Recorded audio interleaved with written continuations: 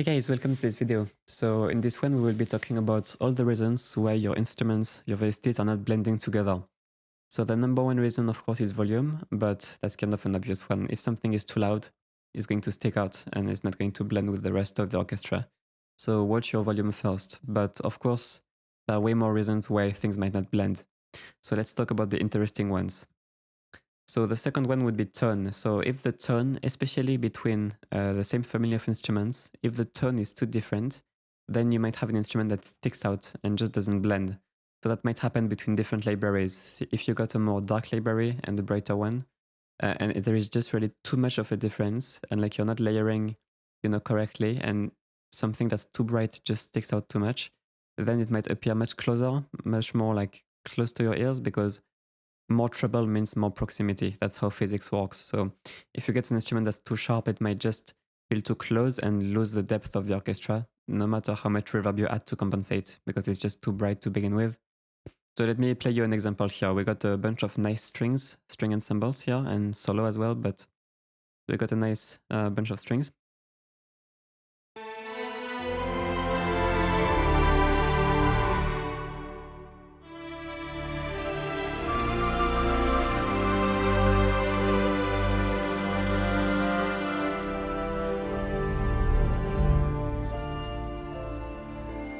It's all blending nicely. We have some violins on the right here and some violins on the left.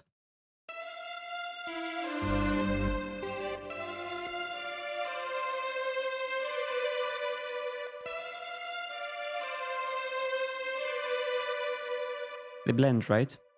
So one of them is CSS and one of them is Adagio. But if I didn't have the CQ on the Adagio one on the right, it would feel too bright and would feel kind of unbalanced.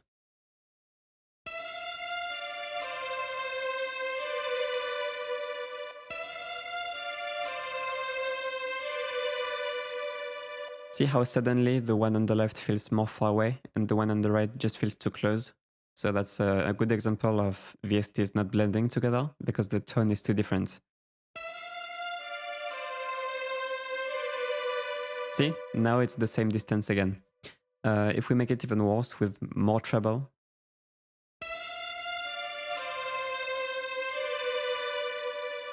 you can see how now it becomes way too close on the right and way too far on the left. So yeah, watch out for the tone of your instruments, especially between the same family of instruments. Also in general, but especially between the same family. Because if something is just tonally unbalanced with the rest, it might stick out. Even within the same library, it might happen, but it's more rare. But you need to watch out for that because it might just make your instruments stick out way too much and not feel coherent. So the third reason why your instruments may not blend would be the width. So the stereo width, if it's not coherent enough, something is going to feel off. So let me show you. So this is an extreme example, but you will hear it, what I'm talking about. So if we take the same Adagio violin ensemble and we make it narrower, in fact, we make it mono. So now the stereo image is completely, mono. So there is no stereo image anymore. And even if you pan that and you run it through reverb, through the strings bus, like everything else, it's going to feel off.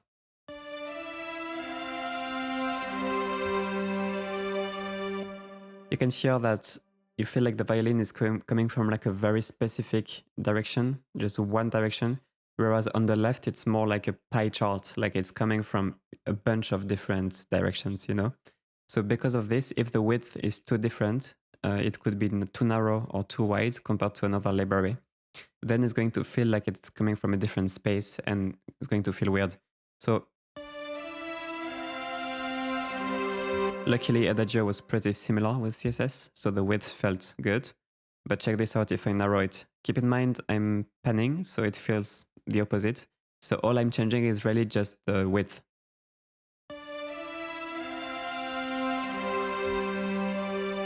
See, the room doesn't feel realistic anymore on the right.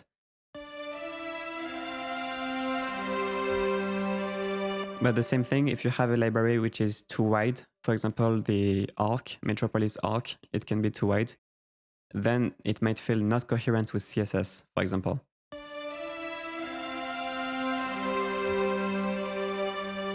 See, now it's too weird, even if you pan more to really put it on the right.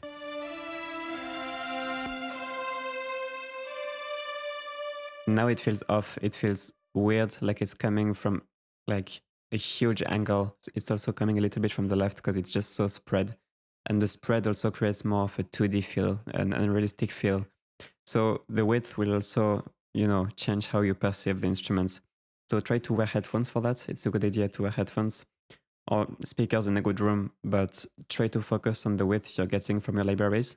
And feel free to just kind of narrow them or widen them a tiny bit if something is not coherent enough. Don't overdo it. It could be very small adjustments or no adjustments in many cases. You could also use plugins like Precedence here to kind of simulate the kind of spread. For example, you can just change this, the width of the stereo field.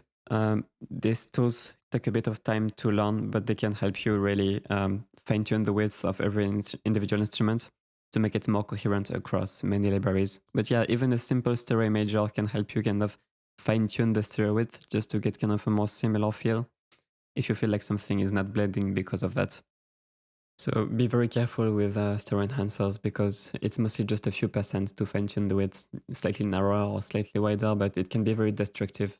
So usually it would just be minus or plus 10% if you have a library that's just too mono feeling or overly white feeling. It can fix some things, but you need to be very careful with that. So the last reason is actually a bunch of reasons, but it's kind of all linked together. So I will just talk about it as a whole.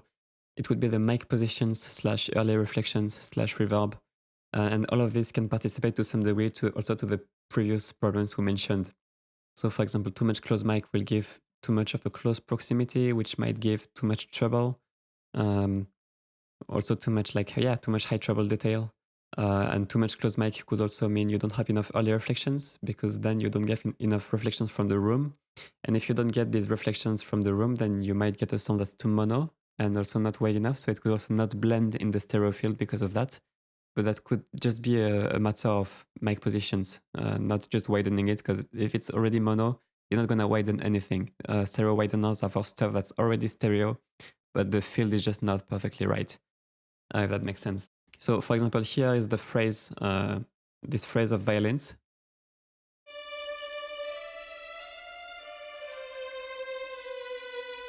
With just closed mics. And here is with all the mics.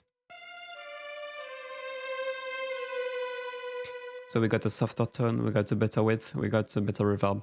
And it's being sent to the same bus with the same amount of reverb. No difference here, but you can hear the difference just from the mic positions.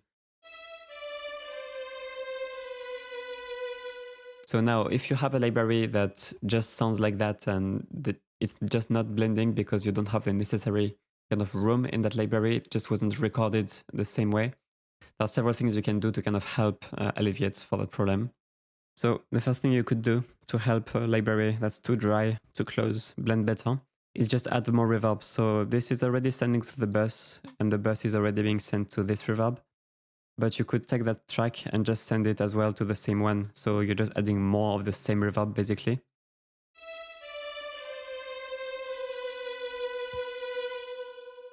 But as you can see, the tone is now a bit weird of the reverb and it's just not the cleanest solution to just spam whole reverb because it's not going to sound the same. So you could just have a bit of that, a bit more of that to simulate a bit more whole mic, a bit more of the whole mic that you don't get. But it's not going to be everything. You can add a room as an insert before the whole. So on the track itself, before the sends, you can add a room and that room is going to help with several things. It's going to help with the width, the perception of spread. It's going to help with the tone by kind of absorbing some of the very high treble detail.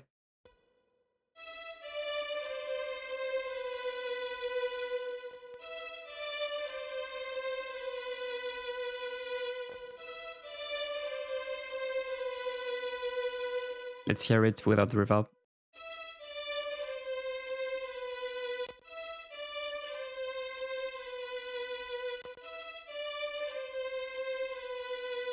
You can hear with the room, it basically feels like the missing decatry, or like the whatever middle mic you could have that you're missing. So if your library is too dry, just kind of try to simulate a further mic position first before the reverb.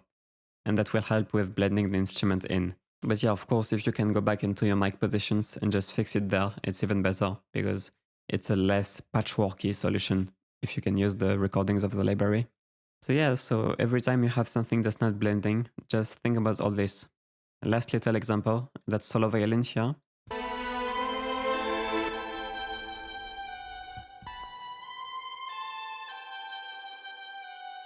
Just reducing the sizzle a bit, puts it a few meters more in the back. So instantly it's still sharp, it's still delicate, but it's not sticking out.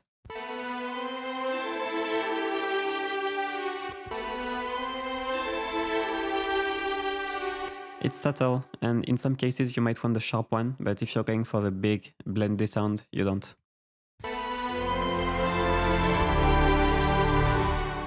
See how close it feels?